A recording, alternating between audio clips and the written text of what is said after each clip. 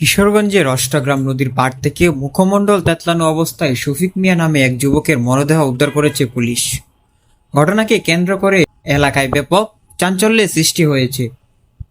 শুক্রবার সকালে উপজেলার আব্দুল্লাপুর নৌকাঘাট সংলগ্ন কালনী নদীর তীর থেকে মরদেহটি উদ্ধার করা হয়।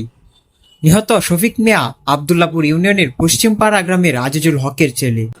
স্থানীয় সূত্র জানায়, সকালে কয়েকজন নদীর তীরে একটি মরদেহ পড়ে থাকতে দেখেন। পরে তারা পুলিশকে খবর দেন।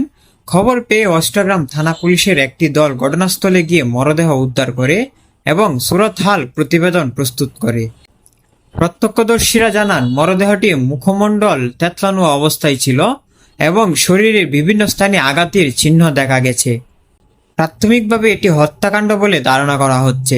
অষ্টগ্রাম থানার ভারপ্রাপ্ত কর্মকর্তা ওসি মোহাম্মদ রুকনুজ্জামান বলেন, খবর পেয়ে ঘটনাস্থল থেকে মরদেহ উদ্ধার করা হয়েছে।